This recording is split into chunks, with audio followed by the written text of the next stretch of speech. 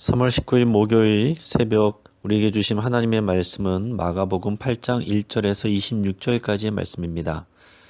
오늘 본문을 통해서 아직도 깨닫지 못하느냐라는 제목으로 하나님의 은혜를 함께 나누겠습니다. 여러분, 우리가 믿음이 생긴다라는 말은 말씀을 듣고 믿게 되는 겁니다.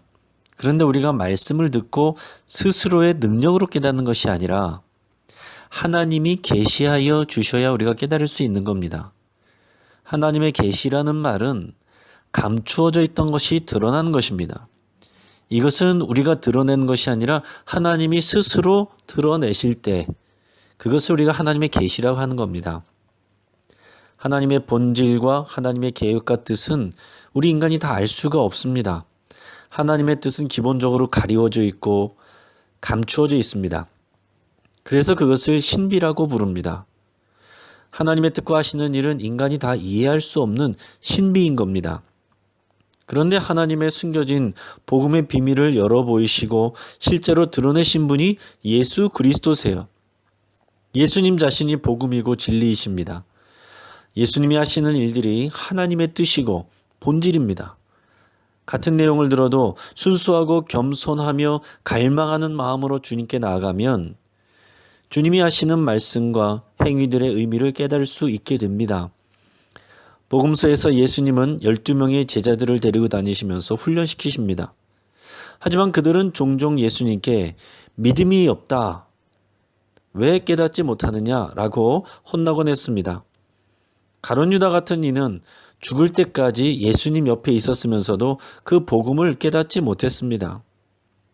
오늘 제자들을 보면서 우리의 상태를 점검해 볼 수 있기를 바랍니다. 자, 오늘 본문에는 먼저 칠병이어 사건이 나옵니다. 얼마 전에 유대인들 5,000명을 먹이신 오병이어 이적이 있었습니다. 그런데 여기서는 예수님께서 칠병이어 사건으로 4,000명의 이방인들을 먹이시는 내용이 나옵니다. 물론 4,000명이 완전히 다 이방인인 줄을 알 수는 없습니다. 하지만 이곳은 지금 이방인 지역이기 때문에 이 기적에 참여한 사람들의 대부분은 이방인이었을 거라고 추정할 수 있습니다. 수로보닉의 여인의 딸이 치유받았다는 소식을 듣고 수많은 무리들이 예수님을 찾아왔습니다. 지난 오병이어 사건 때는 제자들이 먼저 식사에 대한 내용을 제의했는데 여기서는 예수님께서 먼저 제안을 하십니다. 오늘 본문 말씀 2절과 3절 말씀을 같이 한번 읽겠습니다. 내가 무리를 불쌍히 여기노라. 그들이 나와 함께 있은지 이미 사흘이 지났으나 먹을 것이 없도다. 만일 내가 그들을 굶겨 집으로 보내면 길에서 기진하리라. 그 중에는 멀리서 온 사람들도 있느니라. 아멘. 자, 예수님께서 무리들을 불쌍히 여기시는 모습이 여기서 보입니다. 예수님은 그들의 영적인 굶주림과 함께 육적인 굶주림에 대해서도 관심을 가지시고 채워주시는 분이십니다. 마침 예수님께서 물어보실 때 제자들에게 떡이 7개가 있었습니다. 그리고 생선이 2마리가 있었습니다. 정확히 2마리는 아닙니다. 예수님은 떡을 들어 축사하시고 무리에게 나눠주셨습니다. 그리고 생선 2마리도 축사하시고 나눠주십니다. 자, 이때 헬라어 원문으로 보면 떡을 들어 축사하신다라는 표현, 그것은 헬라어로 유카리스테사스라고 되어 있습니다. 이 표현이 나중에 예수님이 성찬식 때 떡을 들고 축사하실 때 쓰는 그런 단어입니다. 그리고 생선을 들어 축사하실 때는 다른 단어를 사용하십니다. 여러분, 이것은 굉장히 의미심장합니다. 언약 밖에 있는 이방인들인데 예수님께서 그들을 먹이실 뿐만 아니라 미래의 성찬식에 미리 지금 참여시키고 있는 장면입니다. 여기서 우리는 예수님께서 이방인들을 향한 하나님의 구원 계획을 실현하고 계시다는 것을 알 수 있습니다.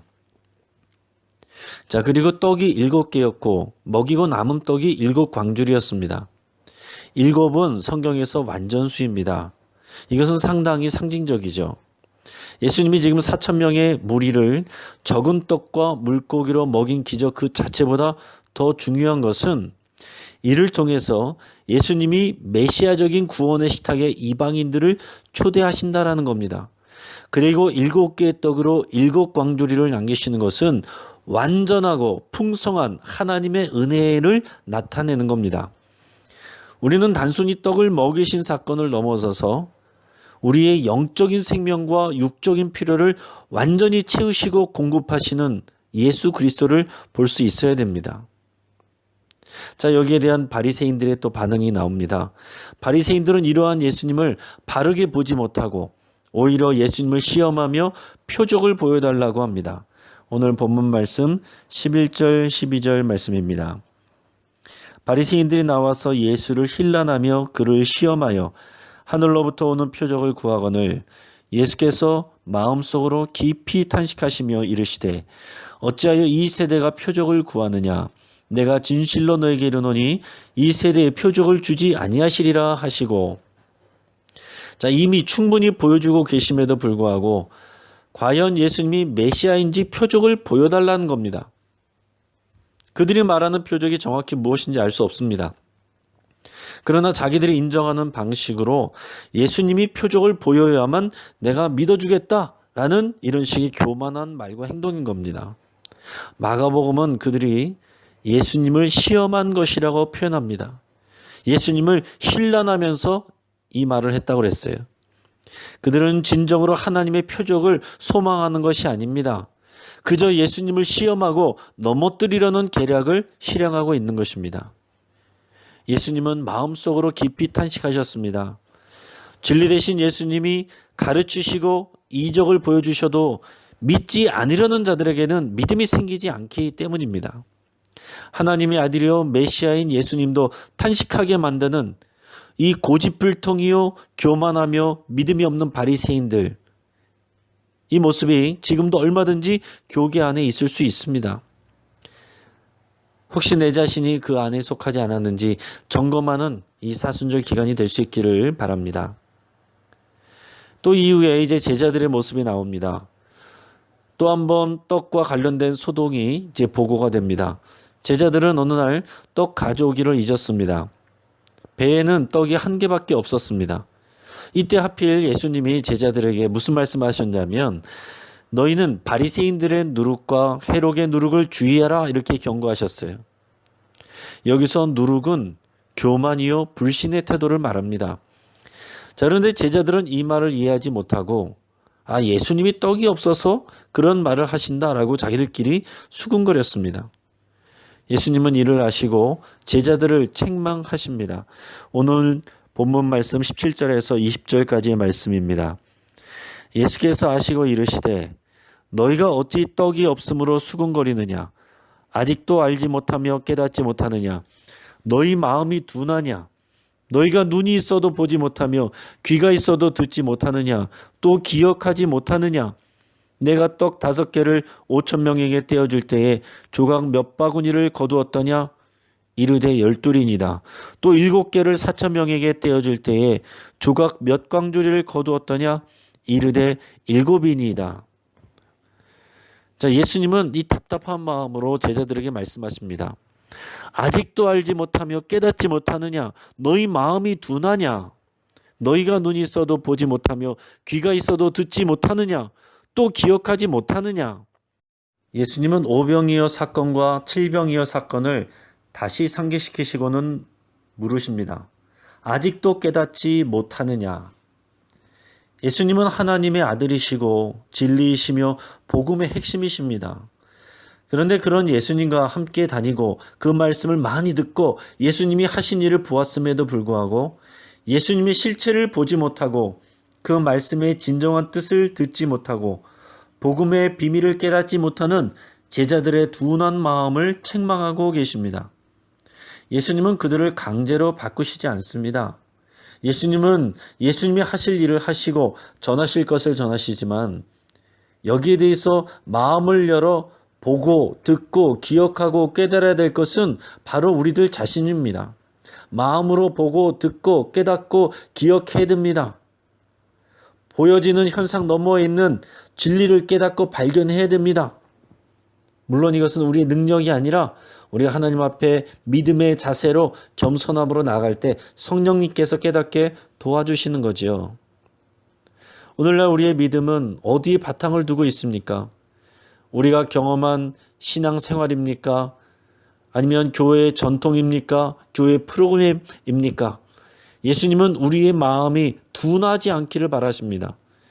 예수님의 말씀을 피상적으로 듣지 않고 깊이 생각하고 묵상해야 됩니다. 그리고 그 말씀의 의미를 깨닫고 마음에 새길 때 그 말씀이 우리에게 생명이 되고 능력이 되는 것입니다. 이렇게 제자들을 책망하신 이후에 벳세다에서 맹인한 사람을 고치시는 내용이 나옵니다. 그런데 이 장면에서 특징은 이 맹인이 한 번에 치유받아서 보게 된 것이 아니라는 것입니다. 예수님이 처음에 눈에 침을 뱉으시고 안수하신 후에 무엇이 보이느냐라고 물으셨습니다. 맹인은 나무 같은 것들이 걸어가는 것을 보나이다 라고 했습니다. 지금 아직 분명하게 보지는 못하는 상황인 거죠. 예수님은 그 눈에 다시 안수하셨습니다. 그랬더니 이번에는 모든 것을 밝히 보게 되었습니다. 자, 이 장면은 앞에서 제자들이 마음이 둔하여 깨닫지 못하는 장면과 연결되고 있습니다.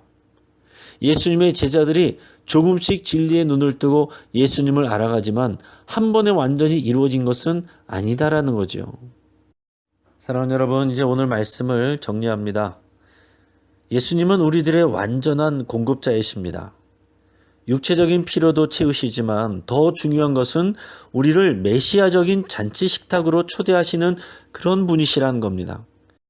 육신의 떡을 넘어서 진리와 생명의 떡 되신 예수님을 우리는 만나야 되겠습니다.